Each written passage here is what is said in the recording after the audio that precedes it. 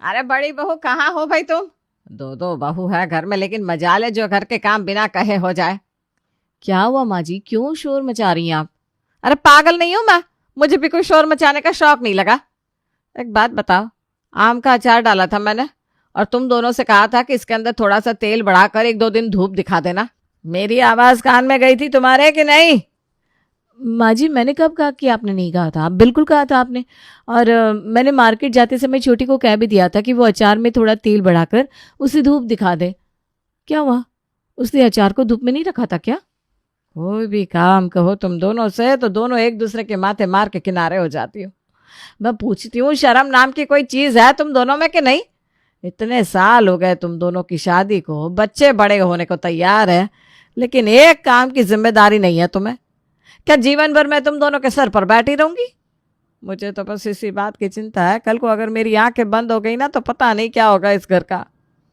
माँ जी मैंने आपको बताया ना, मेरी इनमें कोई गलती नहीं है, फिर भी आप मुझे बातें सुनाती चली जा रही हैं। आप रुकिए जरा, मैं अभी छोटी को बुलाती हूँ। बड़ी बहू गुस्से में छोटी को आवाज लगाती है। छोटी, ए छोटी इधर आ। मैंने तुझे कहा था ना अचार को धूप दिखा देना और उसमें थोड़ा सा तेल डाल देना। तेरे कानों में आवाज नहीं आई थी क्या? घर के सारे काम की जिम्मेदारी सिर्फ मेरी है? ससुराल चलाने की सारी जिम्मेदारी सिर्फ बड़ी बहू की नहीं होती। तुम भी इस घर में बहू बनकर ही आई हो, इसलिए अपनी जिम्मेदारियां संभालना सीखो। देखो भाभी, पहली बात तो ये है कि जो काम आपको कहा जाता है ना, उसको आप खुद किया कीजिए। माँ जी आपको काम बताती है और आप अपने हिस्से का काम मेरे ऊपर धकेल कर दाएं बाएं हो जाती हो। खूब समझती हूँ मैं आपकी चालाकी।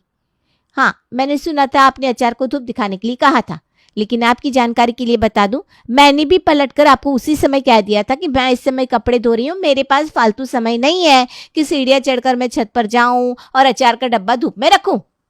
बस हो गई शुरू दोनों। अब लड़ो छोटी छोटी बातों पर कुत्ते बिल्ली की तरह, ताकि सामने वाला खुद ही अपना मुंह बंद करके निकल जाए। 5 किलो अचार डाला था मैंने, पूरा का पूरा खराब हो गया। तुम दोनों से काम कहने से तो अच्छा है कि इंसान खुद ही उठकर काम निपटा ले। दोपहर के समय, अरे फ्रिज में दूध क्यों नजर नहीं आ रहा? सुबह दूध आया तो था। ये देखो, दूध तो अभी तक डब्बे से निकाल कर गर्म करने को ही नहीं रखा। इन दोनों के निकम्मेपन से तो तंग आ गई हूं मैं। साक्षी इधर आओ। अरे मम्मी जी क्या हो गया, क्यों थोड़ी थोड़ी देर में शोर मचाने लगती हो? होमवर्क करवा रही थी बच्चों को, अचानक से शोर करने लगी आप। ये बताओ, सुबह 9 बजे का दूध वाला दूध देकर गया है, अभी तक उबालने के लिए क्यों नहीं रखा? दोपहर के 2 बज रहे हैं, अब वो दूध बचा होगा किसी लायक? कब का फट गया होगा? जिम्मेदारी का कोई एहसास नहीं है तुम दोनों को। माँ जी जिस समय दूध वाला दूध देकर गया था ना, मैं बच्चों के लिए टिफिन पैक कर रही थी, फिर उसके बाद में उसे प्ले स्कूल छोड़ कर आई। भाभी तो घर में ही थी, उनको गर्म कर देना चाहिए ना दूध। आप भी हर बात के लिए बस मुझ पर चिल्लाने लगती हैं। भाभी से आप कभी भी कुछ नहीं कहती। हाँ, बहुत डरती हूँ ना मैं तेरी भाभी से। दोनों के दोनों एक ही थाली के चट्टी बट्टी हो, काम तो कोई भी नहीं करती तुम दोनों में से। अरुणा अपनी दोनों बहुओं साक्षी और रचना की कामचोरी से बहुत परेशान थी। दोनों ही घर के कामों की जिम्मेदारी एक दूसरे के ऊपर सौंपकर अपना पल्लू झाड़ने की कोशिश किया करती थी, जिसकी वजह से अरुणा काफी टेंशन में रहती थी। माँ कैसी हो तुम? मैं ठीक हूँ बेटा, तुम बताओ। अभी अभी डिलीवरी हुई है, अकेले कैसे मैनेज करोगी तुम? वहाँ दामाद जी कैसे बच्चे की देखभाल और सब कुछ अकेले संभाल पाएंगे? मुझे भी इसी बात की चिंता है माँ, कोई ढंग की मेड भी नहीं मिल पा रही है। घर ऑफिस बच्चा सबकी जिम्मेदारी संभालते संभालते अरुण की हालत खराब हो गई है। अरे तू यहाँ आ जाना बेटा, यहाँ पर मैं हूँ, तेरी दोनों भाभियाँ हैं, हम लोग मिलजुल कर सब संभाल लेंगे। वहाँ अकेले तू कैसे सब कुछ संभालेगी? माँ के कहने पर नमिता अपने 10 दिन के छोटे से बच्चे को लेकर मायके चली आती है। मैं भी कितनी स्वार्थी हो गई थी, अपनी बेटी को डिलीवरी के जैसे नाजुक समय में अकेले छोड़ दिया मैंने। मैं भी क्या करूं, भगवान ने दोनों के दोनों ऐसे निकम्मी कामचोर बहू दी है कि इनका मुंह देखकर किसी को भी घर बुलाने का मन नहीं करता। अपने घर के काम तो इनसे समय पर होते नहीं, नमिता को देखकर ये तरह तरह के मुंह बनाएंगी। बस यही सोचकर मैंने नमिता से मायके आने के लिए नहीं कहा था, लेकिन अब उसकी ऐसी हालत भी मुझसे देखी नहीं जा रही। नमिता अपने मायके आ गई। देखो बहू, घर के कामों के लिए तुम दोनों काम चोरी करती हो, ये तो मैं जानती हूँ, लेकिन अब एक बहुत बड़ी जिम्मेदारी है तुम दोनों के ऊपर। नमिता की हालत ठीक नहीं है, पूरे 9 महीने ना तो ठीक से उसकी केयर हुई, ऊपर से ऑपरेशन से डिलीवरी हुई, जिसके कारण बहुत कमज़ोरी है उसके अंदर। हमारी जिम्मेदारी है कि हम उसकी और उसके बच्चे की पूरी तरह देखभाल करें। समझ रही हो ना तुम दोनों? अब बच्चों की देखभाल कैसे की जाती है ये तो सिखाने की जरूरत ना है। दोनों के ही दो दो बच्चे हैं, खूब अच्छे से जानती हो जब डिलीवरी होती है तो कैसे खान पान और आराम की जरूरत होती है। सास की बात सुनकर दोनों बहुओं का मुंह चढ़ गया। लो, यहाँ अपने ही काम नहीं निपटते और ये अपनी बेटी को और बुलाकर बैठ गई हैं। ये क्या बात है कि हम सबके बच्चे पैदा होने पर उनकी सेवा सत्कार करें? वैसे तो बड़ी पैसे वाली बनती है नमिता दीदी, पैसे खर्च करके कोई मेड क्यों नहीं लगवा ली? यहाँ हमारा जीना मुश्किल करने के लिए चली आ रही है। बिल्कुल ठीक कह रही है भाभी। वैसे तो माँ जी बहुत ठसक दिखाती है अपनी बेटी की अमीरी की। अब वो अमीरी कहाँ चली गई? अरे जब हम दो मुफ्त की नौकरानी है तो क्यों पैसा खर्च करके मेड रखेंगे ये लोग?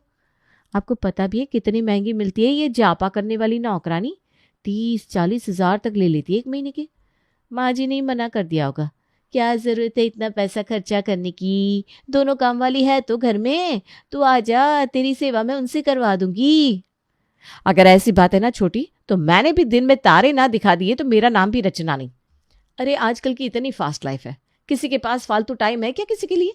यहाँ अपने बच्चों के लिए समय बचता नहीं और अब हम इनका बच्चा और पाल दे। साफ बता रही हूँ, मुझसे ये सब नहीं होने वाला। वैसे छोटी, तेरे बच्चे तो भी छोटे हैं, तू चाहे तो नमिता और उसके बच्चे के लिए टाइम निकाल सकती है, लेकिन मुझे तो बच्चों की पढ़ाई लिखाई सब देखना होता है ना। बड़े क्लासेस में आ गए मेरे बच्चे, अब मैं पूरा दिन सिर्फ रसोई और घर में फंसी रहूंगी तो उनके भविष्य के बारे में कब सोचूंगी? लो भाभी, आपने तो बिल्कुल ही कमाल कर दिया। जब बच्चे छोटे होते हैं ना तो ज्यादा काम होता है।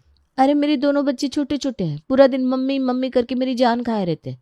मैं तो खुद इसी चक्कर में रहती हूँ कि किस तरह काम खत्म हो तो मैं 2 मिनट सुकून से अपने बच्चों के साथ समय बिताऊं, और आप मुझे ही नमिता के काम के लिए धकेल रही हैं। दोनों बहुओं ने अपनी अपनी कमर कस ली थी कि वो दोनों नमिता के काम करने में अपना टाइम वेस्ट नहीं करेंगी। अगले दिन, अरे बड़ी बहू, नाश्ता नहीं बनाया तुमने अभी तक? सुबह के 10 बज रहे हैं। माँ जी, सर्दी का मौसम है, सुबह उठने में ही लेट हो जाता है, फिर उसके बाद घर की साफ सफाई, बच्चों को स्कूल भेजना, इतने काम रहते हैं, टाइम कहाँ चला जाता है पता ही नहीं चलता। आधे घंटे में लगा रही हूँ नाश्ता। बेटा मेरी तो कोई बात ही नहीं है, मैं तो नाश्ता ना भी करूँ तो भी चल जाता है, लेकिन कम से कम नमिता के बारे में तो सोचो। छोटा सा बच्चा है, रात भर उसको दूध पिलाना होता है, उससे तो कम से कम समय से नाश्ता दे दिया करो। अच्छा नाश्ता ना सही, कम से कम 1 गिलास दूध तो दे ही सकती हो गर्म करके। ठीक है मम्मी जी, मैं दूध गर्म करके दे आती हूँ दीदी को। अरे बेटा खाली दूध मत देना, थोड़ा सा ड्राई फ्रूट घी में फ्राई करके देना, कमजोरी है ना अभी उसको, अच्छे से खाएगी पिएगी तभी तो जल्दी जल्दी ताकत आएगी उसके शरीर में। मम्मी जी दूध मैंने गर्म कर दिया है, अब आप ये ड्राई फ्रूट फ्राई करने के लिए भाभी से कह दो। मैंने वॉशिंग मशीन लगाई हुई है, कपड़े सुखाकर अभी आती हूँ वरना फिर कपड़े नहीं सूखेंगे। दोनों बहुओं को काम से किनारा करते देखा अरुणा खुद जाकर रसोई में बेटी के लिए ड्राई फ्रूट्स तलने लगती है। इन दोनों से तो कुछ उम्मीद ही नहीं है, सीधा सीधा काम को मना करके चली जाती है। बेचारी नमिता भी सब देख रही है, लेकिन वो भी शर्मिंदगी के कारण कुछ बोल नहीं पाती। कुछ देर बाद जब अरुणा नाश्ता लेकर बेटी के कमरे में पहुंचती है तो देखती है उसके कमरे में गंदे कपड़ों का ढेर लगा हुआ है। ये साक्षी तुम्हारे कमरे से गंदे कपड़े नहीं ले गई क्या? नहीं ना मम्मी, मेरे कपड़े तो 2 दिन से धुले ही नहीं। मुन्ना की भी कपड़ों का ढेर लग गया है, मैं आज सारे कपड़े धो दूंगी, आप चिंता मत करो। अरे नहीं बेटा, तुझे काम करना होता तो यहाँ थोड़ी ना बुलाती। रुक जा तू, मैं भेजती हूँ छोटी बहू को, वो धो देगी। छोटी बहू, तू कपड़े धोने गई थी ना, तो नमिता के कमरे से कपड़े लेकर क्यों नहीं गई? ढेर लगा हुआ है उसके कमरे में कपड़े का, अब ऐसी हालत में वो खुद कपड़े धोएगी क्या? और एक बात बताओ, तुम्हें कौन सा हाथ से धोने हैं उसके कपड़े? घर में वॉशिंग मशीन है, इतना तो कर ही सकती हो कि उसके कपड़े उठाकर वॉशिंग मशीन में डाल दो। मम्मी जी घर में पहले से इतने सारे कपड़े होते हैं धोने के लिए, धोते धोते आधा दिन निकल जाता है मेरा, और कपड़े धोने के अलावा और भी तो काम है ना मेरे पास। आप ऐसा करिए, भाभी को बोल दीजिए जो बचे हुए कपड़े हैं वो भाभी धो देंगी। बड़ी बहू, छोटी से तो कोई भी काम कहना ही बेकार है। ऐसा कर बेटा, तू नमिता के कमरे से कपड़े लेकर मशीन में डालकर चला दे। अब मैं 2 मंजिल चढ़ नहीं पाती ना, मेरे घुटनों में प्रॉब्लम है, वरना मैं खुद ही मशीन में धोकर सुखा देती उसके ये कपड़े। ये 2 मंजिल पर वॉशिंग मशीन रखने का सबसे ज्यादा नुकसान ना मुझे उठाना पड़ रहा है। मम्मी जी अभी तो मैं कपड़े प्रेस कर रही हूँ, उसी में मुझे 1 घंटा लग जाएगा। बच्चों के और उनके पापा के बहुत सारे कपड़े हो जाते हैं प्रेस करने के लिए। कपड़े प्रेस हो जाए उसके बाद देखती हूँ टाइम मिला तो। अरुणा देख रही थी दोनों बहुएं नमिता के काम से जी चुरा रही हैं। ना वो उसी समय से खाना बना कर देती है, ना बच्चे की देखभाल करने में मदद करने को तैयार होती है। बस दोनों अपनी अपनी टोपी दूसरे के सर पहनाने की जुगाड़ में लगी रहती। कुछ तो करना पड़ेगा वरना सब गुड़ गोबर हो जाएगा। वो अपनी दोनों बहुओं को बुलाती है। देखो बहू, वैसे तो नमिता ने मुझे ये बात बताने से मना किया था, लेकिन मैंने सोचा जब नमिता पैसा खर्च कर ही रही है तो तुम दोनों की पसंद से सामान आ जाए। अच्छा ये बताओ, तुम्हारे लिए सोने की अंगूठी मंगवाए या इयररिंग्स? नमिता कह रही थी जो भाभी उसकी अच्छे से सेवा करेगी, अच्छे से उसका जापा निकलवाएगी, उसे वो सोने की चीज़ गिफ्ट में देगी। कई दिन से कह रही थी मुझे कि मैं बाजार जाकर उसका एक काम कर दूँ। मैंने सोचा अब बाजार जा रही हूँ तो एक बार तुम दोनों की पसंद भी पूछ ही लो। क्या बात करिए माँ जी, सोने का सामान गिफ्ट करने वाली है नमिता? आप ऐसा करो, अंगूठी ले आना, इयररिंग्स तो मेरे पास पहले से बहुत सारे हैं। भाभी, आपको ज़्यादा खुश होने की ज़रूरत नहीं है। आप तो वैसे भी नमिता दीदी के काम को देखकर नाक मुँह चढ़ाती रहती हो। नमिता दीदी का जापा मैं करूँगी और ये सोने की अंगूठी भी मेरी ही होगी। बढ़िया आई, सोने की अंगूठी मेरी होगी। तू नहीं बोला था ना तेरे छोटे छोटे बच्चे हैं, कैसे समय निकालेगी तू? चल ठीक है, तू जा अपने बच्चों को देख ले, मैं समय निकाल लूंगी नमिता के काम के लिए। दोनों बहुओं में अब सोने की अंगूठी पाने के लिए नमिता का काम निपटाने की होड़ लग गई थी। सुबह 9 बजे। नमिता उठो, कब तक सोती रहोगी भाई? देखो तुम्हारे लिए आलू के पराठे बनाकर लाई हूँ। बड़ी भाभी, आज तो बड़ी जल्दी नाश्ता बना दिया आपने। सोई नहीं हो, बस आंख बंद करके लेटी थी। समय से खाना पीना खाते हैं तभी तो शरीर में ताकत आएगी। चलो चलो जल्दी उठो, नाश्ता कर लो। फिर उसके बाद आज मैंने सोचा है तुम्हारे लिए ड्राई फ्रूट वाले लड्डू भी बनवा दूँ। थोड़ा घी दूध खाओगी तभी तो शरीर में ताकत आएगी। भाभी, आपको इतना भी नहीं पता कि जच्चा को क्या खिलाया जाता है? नमिता, तुम ये आलू के पराठे छोड़ो और ये मेरी वाली खीर खाओ। गुड़ डालकर पकाया है मैंने, बहुत फ़ायदा करता है। बच्चे और तुम्हारे दोनों के लिए बहुत फ़ायदेमंद है। और आज शाम तक ना जैतून का तेल भी आ जाएगा, उसी से मुन्ना की मालिश करेंगे, हड्डियों में जान आएगी। बाकी ये बाजार में मिलने वाले मिलावटी तेलों से बच्चे की मालिश करने की कोई ज़रूरत ना है। अरे ये सूरज आज कहाँ से निकला है? दोनों भाभीियों के व्यवहार में इतना अंतर अचानक से, इतना प्यार कैसे टपकने लगा? नहीं भाभी, कोई ज़रूरत नहीं थी तेल की। अभी तो मुझसे ज़्यादा देर बैठा भी नहीं जाता, तो अभी मैं मुन्ना की मालिश नहीं कर रही हूँ। सोच रही हूँ थोड़ा रिकवर हो जाऊँ, उसके बाद ही मुन्ना की मालिश शुरू करूँगी। बड़ी भाभी के होते हुए मुन्ना बिना मालिश के रह जाएगा क्या? आज से मुन्ने की मालिश की जिम्मेदारी मेरी। तुम देखना कैसे 1 महीने में गोल मटोल हो जाएगा। जब से सोने की अंगूठी मिलने की बात हुई थी दोनों भाभीियों के रंग ढंग भाव सब बदल गए थे। दोनों के बीच में तो एक ऐसी रेस से लग गई थी कि कौन ज्यादा सेवा करेगा ननद रानी की और ले जाएगा अंगूठी। जिन भाभीियों को दिन में 2 वक्त का खाना बनाने में भी तारे दिखते थे, वो दिन में 6-6 बार अलग अलग तरह की चीज बनाकर नमिता के सामने लाकर रखती थी और लाड़ प्यार से उसे खिलाने की कोशिश करती। सो अलग, अरे ऐसे कैसे चलेगा? इतना सा खाती हो तुम, बच्चे को कैसे ताकत मिलेगी? थोड़ी डाइट बढ़ाओ अपनी। ये देखो मैंने ना बादाम डालकर हलवा बनाया है तुम्हारे लिए, थोड़ा सा खा लो, शरीर में ताकत आ जाएगी। हाँ देखो नमिता, आज से ना चावल बंद है तुम्हारा, बच्चों को ठंड लग जाती है। भाभीियों का इतना प्यार और लाड देखकर नमिता भी मन ही मन बहुत खुश थी। अभी तक जो उसके मन पर बोझ था कि उसके मायके आकर भाभीियों का काम बढ़ा दिया है, वो हटने लगा था। एक दिन रचना की माँ उससे मिलने उसके ससुराल आती है। बहन जी, आपने बहुत अच्छा किया कि आप नमिता को यहाँ ले आई। भाई ऐसे समय पर देखभाल की बहुत ज़रूरत होती है, और अगर माँ बाप नहीं करेंगे तो और कौन करेगा बच्चों की देखभाल? बिल्कुल ठीक कह रही है बहन जी आप, लेकिन माफ़ कीजिएगा अगर आपने ये बात रचना के मन में भी डाली होती तो ज़्यादा बेहतर होता। मैंने अपनी बेटी को यहाँ बुला ज़रूर लिया, लेकिन 1 महीना बिताना मेरे लिए कितना मुश्किल हो गया ये मैं ही जानती हूँ। जब बेटों की शादी हो जाती है ना तो माँ बाप का परिवार पर कोई हक ही नहीं रह जाता। घर वैसे ही चलता है जैसे बहुएं चलाना चाहती हैं। मैं कुछ समझी नहीं बहन जी, आप कहना क्या चाह रही हैं? बहन जी, ये जो मेरी दोनों बहुएं हैं आपको नमिता की सेवा में लगी हुई दिखाई दे रही है ना, वो प्रेम के कारण ऐसा नहीं कर रही, बल्कि लालच के कारण कर रही है। जब मैंने देखा रचना और साक्षी दोनों ही नमिता के काम करने से जी चुरा रही है, तो मैंने एक झूठ बोला कि जो नमिता की सेवा करेगा नमिता उसे सोने की अंगूठी देगी। बस इस अंगूठी को पाने के लालच में ये दोनों जी जान से उसकी सेवा में लगी हुई हैं। अरुणा की बात सुनकर रचना की माँ को बहुत दुख पहुंचता है। वो रचना से मिलने के लिए अकेले में उसके कमरे में जाती है। बेटा, मुझे तो यही लगा था तू अपनी ननद की तकलीफ समझकर उसके बुरे वक्त में उसके काम आ रही है, लेकिन समधन जी ने बताया कि ये सारा खेल सोने की अंगूठी का है। बेटा, सोने की अंगूठी या पैसे देकर तो वो बाहर वालों से भी अपना काम करवा सकती थी, लेकिन इंसान दुख तकलीफ में अपने परिवार की तरफ इसीलिए भागता है क्योंकि उसे पता है वहाँ कुछ ऐसे रिश्ते हैं जो निस्वार्थ भाव से उनके लिए कुछ भी करने को तैयार हो जाएंगे। और अगर रिश्तों में भी स्वार्थ आ जाए तो वो रिश्ते किस काम के। आज अपनी ननद और उसके बच्चे की देखभाल करने में तुम्हें बहुत बुरा लग रहा है ना? भूल गई वो समय जब तेरे दोनों बच्चों की डिलीवरी हुई थी? कितने अधिकार से तुम मायके आई थी। पूरे 3 महीने तक मैंने तुझे ससुराल नहीं आने दिया था। ऐसा नहीं है कि तेरी सास तेरी देखभाल नहीं कर सकती थी, लेकिन माँ का दिल ही ऐसा होता है कि वो तकलीफ में अपने बच्चों को अपने सामने रखना चाहती है। जब मुझे पूरी तसल्ली हो गई तो अब बिल्कुल ठीक है और अपने परिवार का ख्याल रखने लायक हो गई है, उसके बाद ही मैंने तुझे यहाँ भेजा। तू ही बता, तेरे खाने पीने में, आराम में या बच्चों की देखभाल में मैंने या तेरी भाभी ने कभी कोई कसर छोड़ी? तेरे कहने से पहले सब कुछ तैयार करके तुझे देते थे या नहीं? ये समय तो सबके जीवन में आता है बेटा। आज तेरे बच्चे बड़े हो गए तो तू अपना समय भूल गई क्या? आप बिल्कुल ठीक कह रही हो मम्मी, मुझसे बहुत बड़ी गलती हो गई। मैंने हमेशा अपनी जिम्मेदारियों से बचने की कोशिश की, ये सोचा ही नहीं कि ये तो समय का पहिया है, घूम कर एक दिन सबके पास आता है।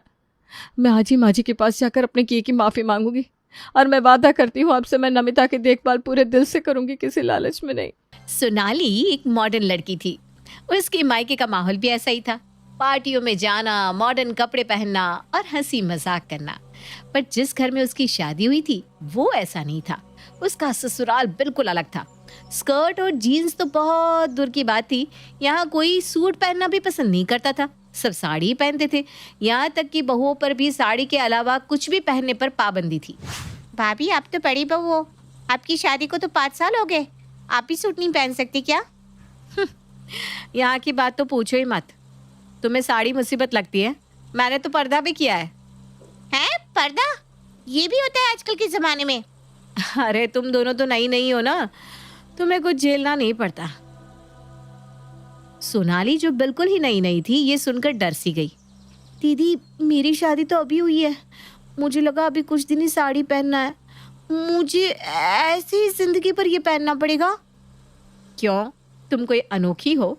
तुम भी इस घर की बहू हो ना, तुम्हें भी वही सब करना होगा जो हम कर रहे हैं। हे भगवान, कहाँ फंस गई मैं। अपने मायके में तो स्कर्ट और जीन्स पहनती थी, हमने अपनी भाभी को भी कुछ भी पहनने से नहीं रोका। यहाँ जीन्स और स्कर्ट छोड़ो, सूट भी नहीं पहन सकते। तीनों यही बातें कर रही थी कि तभी ससुर के आने की आवाज़ आती है। गीता और सरिता तो अंदर चली जाती है, पर सोनाली वहीं रहती है। ड्राइंग रूम में बैठी उसकी सास प्रतिमा उसे घूरने लगती है। सोनाली को समझ में नहीं आता कि क्या करना है। फिर गीता आती है और उसकी साड़ी से उसका सर नाक ढक देती है और उसे खींचकर अंदर ले जाती है। अरे क्या हुआ? मुझे इसे क्यों खींच कर ले आई? और ये साड़ी यहाँ तक क्यों कर दी? मुझे कुछ दिख भी नहीं रहा। वो बड़बड़ करती हुई अपने सर से पूरी साड़ी हटा देती है। तुम ना मरवाओगी किसी दिन, तुम्हारे चक्कर में हम भी लपेटे में आएंगे। अरे पर हुआ क्या? हुआ क्या मतलब? कुछ दिन पर्दा भी करना पड़ेगा तुम्हें। है? पर्दा क्यों? अरे भाई, अभी नहीं हो, अभी तो सब कुछ करना पड़ेगा। ये सब सुनकर सोनाली बहुत ही टेंशन में आ जाती है। वो बड़बड़ करते हुए अपने कमरे में चली जाती है और मन ही मन सोचती है, भैया मुझसे नहीं होगा ये सब, मैं कल बात करूंगी सास से इस बारे में।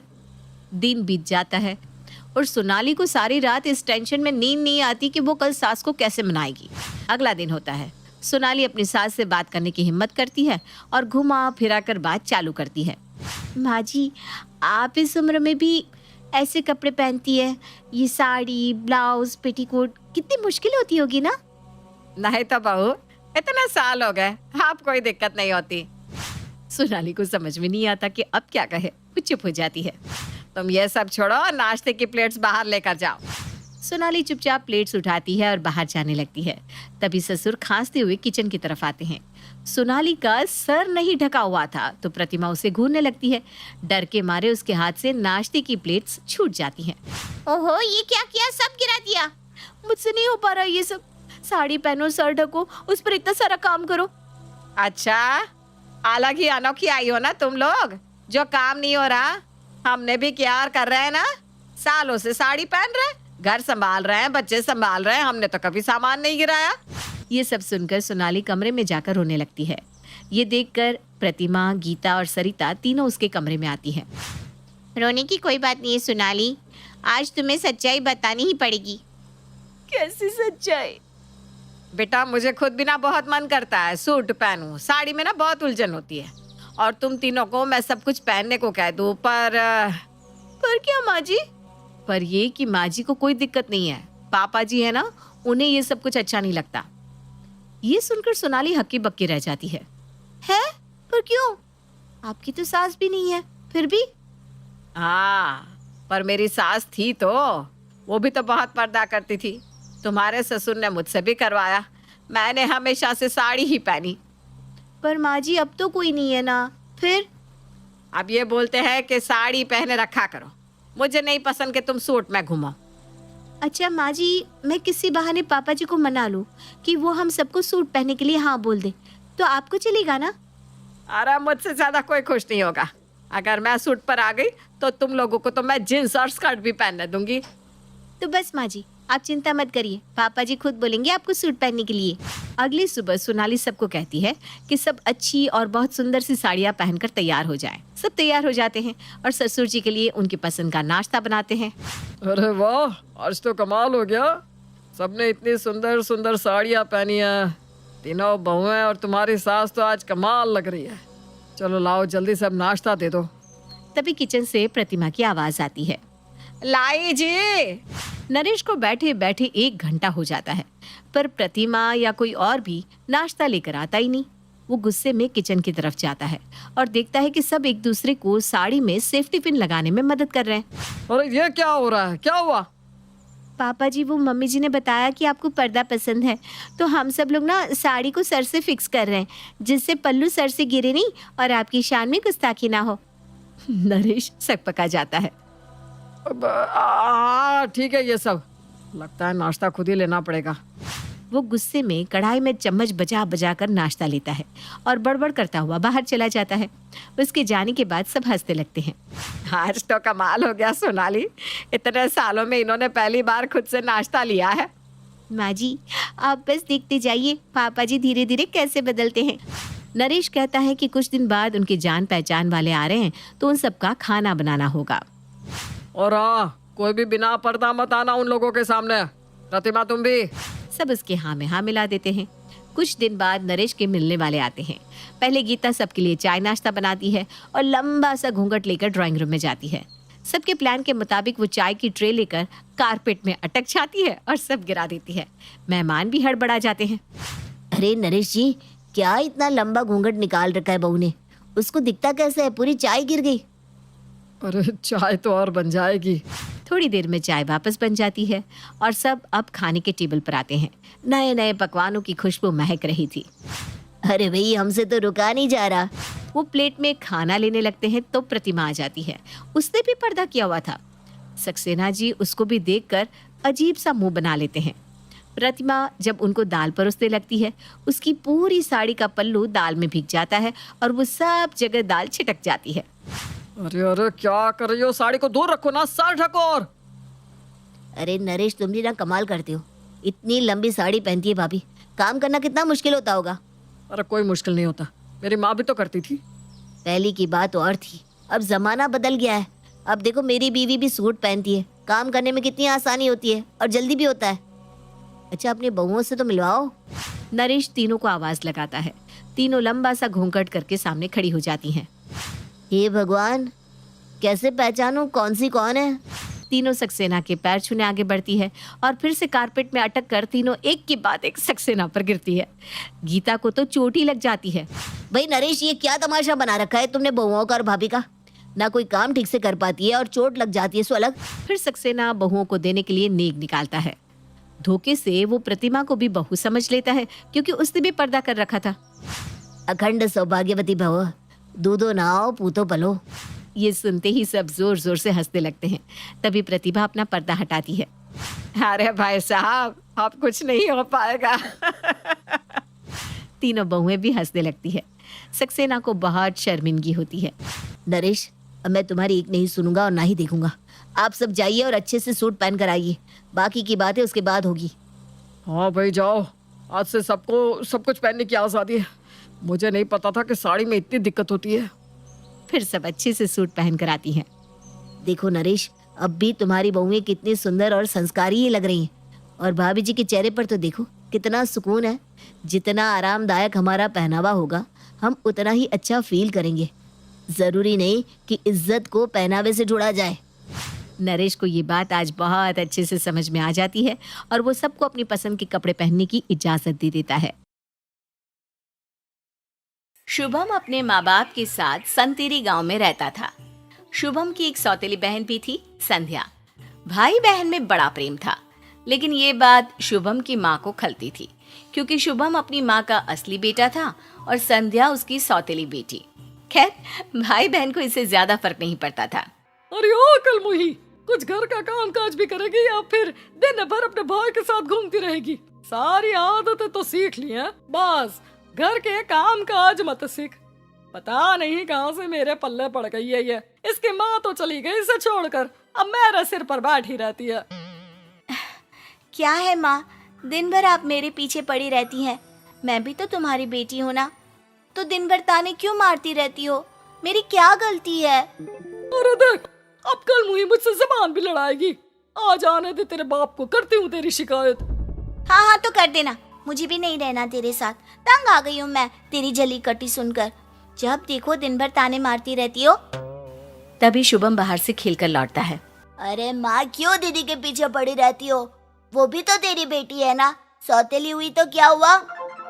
अरे सुन, बस ये बात ध्यान रख, सौतेली बहन सौतेली होती है। जितनी जल्दी समझ जाएगा ना उतना अच्छा रहेगा। सौतेली बहन कभी सगी नहीं बन सकती, समझा? बात तू भी ना बस कुछ भी बोलती रहती है। माँ शुभम को एक थप्पड़ मारती है। शुभम रोता हुआ वहां से चला जाता है। शाम को शुभम के पिता जब घर लौटते हैं, तब कुसुम संध्या की शिकायत की झड़ी लगा देती है। अच्छा सुनते हो, इस घर में या तो मैं रहूंगी या तुम्हारी लाडली संध्या। अब मेरा उसके साथ नहीं चलने वाला। हाँ। अरे कुसुम, क्यों उस बेचारे के पीछे पड़ी रहती हो? तो रोटी खाकर कोने में तो पड़ी रहती है। क्या कहो? कोने में पड़ी रहती है? अरे उसका बस चले ना तो मुझे ही घर से निकाल दे। वो तो तुम्हारी वजह से मैं यहाँ पर हूँ, नहीं तो कब का चली जाती यहाँ से। अरे चल गुस्सा थूक दे, सोचता हूँ कुछ। आखिर बेटी है मेरी, आज से थोड़ी ना उसे बाहर फेंक दूंगा। दूसरे दिन संध्या को देखने वाले घर पहुंचते हैं। पिताजी ये क्या है? मुझे अभी आगे पढ़ाई करनी है, मुझे अभी शादी नहीं करनी। अरे क्यों बात नहीं सुनती? एक तो तेरी माँ नहीं जीने दे रही और दूसरी और तू मेरा खून पी रही है। मैं आपका खून पी रही हूँ? माँ के जाने के बाद आपने दूसरी शादी क्यों कर ली? आपको पता था कि मैं अकेली रह सकती हूँ, लेकिन आप ही कह रहे थे नहीं माँ आएगी, मेरा ख्याल रखेगी। अब देख लिया ना कितना ख्याल रख रही है। अगर मैं आप लोगों पर बोझ हूँ तो मैं घर छोड़कर चली जाती हूँ। राम सिंह की आंखों में आंसू आ जाते हैं। और ऐसा कैसे चली जाएगी हमें छोड़कर? तेरा बाप हूँ मैं, तेरा तो मैं ही ख्याल रखूंगा। शादी नहीं करनी तो मत कर, लेकिन जाने के लिए दोबारा से मत कहना। शुभम ये बातें सुन रहा था। संध्या दीदी, तुम जाने की बात क्यों कर रही थी पिताजी से? माँ भले ही तुम्हें सौतेली बेटी कहती हो, लेकिन मैं तुम्हारा भाई तो तुम्हारे साथ हूँ ना। अरे तू तो है, लेकिन तू समझेगा नहीं। तेरी माँ मुझसे कितना नफरत करती है। मैं कितनी भी कोशिश कर लूं लेकिन उनकी बेटी नहीं बन सकती। लेकिन तुम तो मेरी अच्छी बहन बन सकती हो ना दीदी। तुम मुझे इतना प्यार करती हो जितना शायद सगी बहन भी ना करती। पर माँ को शायद कभी ना कभी तो ये समझ में आ ही जाएगा। इसके बाद बातें करते करते न जाने दोनों भाई बहन को कब नींद आ गई, पता ही नहीं चला। सुबह हुई तो घर में हड़कंप मचा हुआ था। ना शुभम का आता पता था और संध्या भी घर पर नहीं थी। घर में हाय तौबा मची हुई थी। रो रो कर कुसुम का बुरा हाल था। हाय रे, मेरा लाल कहाँ चला गया? अरे लगता है वो पापी नहीं कहीं लेकर चले गए उसे। हे भगवान, अब मेरे लाल से क्या वो भीख मंगवाएगी? मैं ना कहती ऐसी होती है सौतेली बहन। अरे सौतेली सौतीली होती है, वो सगी की जगह नहीं ले सकती। अरे चुप हो जा भगवान, कहीं गए होंगे दोनों भाई बहन, आ जाएंगे थोड़ी देर में। दुखी क्यों हो रही है? अब नहीं आएगा मेरा लाल, वो खा गई उल्टा मेरे बेटे को। अरे मेरे बहला फुसला को ले गई मेरे बेटे को, अब शहर ले जाकर उसे भीख मंगवाएगी। अरे बदला ले रही है तुम्हारी बेटी मुझसे। अरे चुप हो जा, जानता हूँ मैं अपनी बेटी को, वो ऐसा कुछ नहीं करेगी कि उसके भाई को नुकसान हो। जरूर कोई ऐसी बात हुई है जो हमें नहीं पता। थोड़ा सा इंतजार कर लेते हैं, नहीं तो फिर पुलिस में रिपोर्ट करेंगे। और पुलिस के पास जाने से क्या होगा, मेरा बेटा तो चला गया ना मेरे हाथ से। अरे ओ संध्या, जहाँ कहीं भी हो मेरी बात सुन ले, मेरा बेटा लौटा दे। अरे ओ कालमुही, लौटा दे मेरा बेटा। डायन कहीं की, पता नहीं मेरे बेटे के साथ क्या किया होगा। और बेचारा छोटा सा बच्चा ही तो है वो, और तुझे तो अपनी सगी बहन से भी ज्यादा मानता था। पता नहीं क्या होगा, किस हाल में होगा वो। अरे चुप हो जाओ बहन, घबराओ मत, जो होगा अच्छा ही होगा, परेशान मत हो। संध्या समझदार है, कहीं आसपास ही गए होंगे, लौट आएंगे थोड़ी देर में। और क्यों लौट आएंगे, अब तो मेरी धड़कन भी रुक रही है। अब मैं तो जीना ही नहीं चाहती। मेरे बुढ़ापे का सहारा छीन ले गई वो डायन। मेरे बेटे को कहीं मार के फेंक दिया होगा और फिर खुद भाग गई होगी। मैंने सुना भी था, वो कह रही थी अपने बाप से कि घर छोड़कर चली जाएगी। अचानक शुभम आता हुआ दिखता है। घर पहुंचकर वो निढाल होकर आंगन में गिर जाता है। अरे अरे मेरे लाल, क्या हुआ तुझे? तू कौन सा लतपत क्यों है? उस उल्टा ने तुम्हें मारने की कोशिश की क्या? तुम्हें कहीं मार कर फेंक दिया था क्या उसने? अरे मुंह खोलेगा या फिर यूं ही पड़ा रहेगा? शुभम के मुंह से आवाज नहीं निकल रही थी, वो सिर्फ एक टक आसमान की ओर देख रहा था। अरे बेटा शुभम, इतना डरा हुआ क्यों है राजा? बता क्या हुआ था, सच सच बता कि तू कहाँ गया था, तेरी बहन कहाँ है? शुभम की आंखों में सिर्फ आंसू थे, आवाज उसके गले तक आकर रुक गई थी। अरे मैं तो कहती हूँ कि वो बहुत तेज छोरी थी, मेरे लाल को मारने की कोशिश की। वो तो किस्मत अच्छी थी कि मेरा बेटा बच गया, भाग गई होगी कहीं कलमुही। अचानक शुभम बहुत तेज चिल्लाता है। चुप कर माँ, अब दीदी को कितना कोसेगी? आज मैं यहाँ सिर्फ इसलिए हूँ क्योंकि दीदी ने मेरी जान बचाई। और माँ खुश हो जा, क्योंकि अब मेरी सौतेली बहन इस दुनिया में नहीं है। कुसुम चुपचाप सारी बात सुन रही थी, उसके गले से आवाज आनी बंद हो गई। क्या कह रहा है तू बेटा? हाँ माँ, आज सुबह मुझ पर एक तेंदुए ने हमला कर दिया। आज अगर दीदी ना होती तो मैं भी नहीं होता। संध्या दीदी ने सिर्फ एक लाठी लेकर तेंदुए पर हमला बोल दिया। आसपास कोई नहीं था। बाद में तेंदुए ने मुझे तो खेतों में छोड़ दिया, लेकिन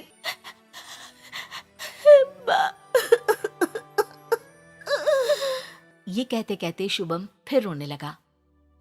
माँ, मेरी सौतेली बहन ने अपनी जान देकर मेरी जान बचाई, तेरे बेटे की जान बचाई। कुसुम की आंखों के सामने अंधेरा छा गया।